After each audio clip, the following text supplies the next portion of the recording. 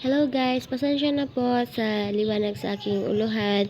So kakain po ako ngayon ng egg sandwich na may pipino at lettuce. So kinain ko muna yung pipino na nahulog sa tinapay pero nasalo naman ng plato. So tinikman ko din po yung lettuce at inarrange ko lang po siya ng maigi para hindi po mahulog.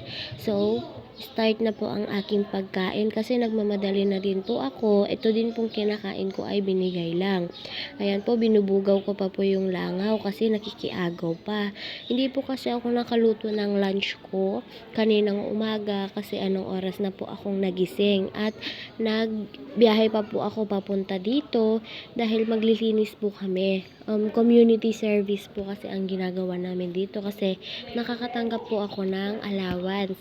So, habang kumakain po ako, ayan, nagmamadali ako at patingin-tingin din po ako sa gilid-gilid kung meron na ba yung mga kasama ko. Kahit na meron ng mayonnaise sa aking gilid ng bibig, okay lang kasi nagmamadali na talaga akong kumain. So, ayan po, tamang kain lang kahit puro pa yung laman sa bibig ko.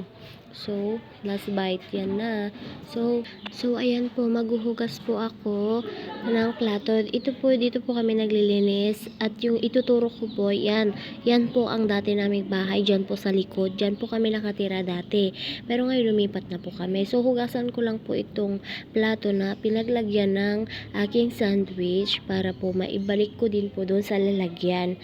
So, nung nahugasan ko na po, naglakad na po ako papunta po doon sa may bodega para doon ko po mailagay yung plato na ginamit ko. Nandito po kasi yung ibang mga gamit, so dito ko na lang din po nilagpag.